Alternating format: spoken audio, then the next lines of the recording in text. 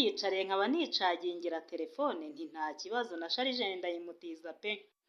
Nuko arangije nyuma haba haje umuntu w'umubyeyi pe, nshuti zanjye, umuntu w'umumama wari wambaye neza, yambaye ibitenge byiza, yambaye yiteze igitambaro, ubona ko ari nk'umuntu wiyubashye pe, ariko nuwaha muri karitsiye aho dutuye, ariko ntabwo wamukekeraho ubusambanyi ni ukuri.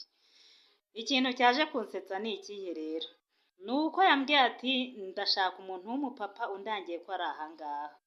Yewe ni nta kibazo rwose, reka mubaze. Ndamubajije arambwira ati nta kibazo, mubwira aze hano. Umugore aragiye, nanjye nigira mu byanjye. Hashize akanya nibwo agatima kaje, ndavana ariko aba bantu ubundi ni gati kinacumbikiye, reka njye kureba aba bantu mbaye ntije aho kwicara. Cyore nagiye nsanga umugabo n'umugore rwose bari gusambana, ndumirwa. Nshuti zanjye, ubu iyi si koko niho igeze, umuntu w'umugore usambana n'umugabo w'abandi? Yezu akuzwe. Namwe mumbabarire mumbwire, ubwo se murumva atari abadayimoni bari bimukiye hano iwanjye bazana n'ibisambi n'ibijerekani n'ibiki byose? None njye nifatiye abo bantu gutya bugaragazi ku manywa y'ihangu iwanjye, ese urumva atari ikibazo? Bise binyibutsa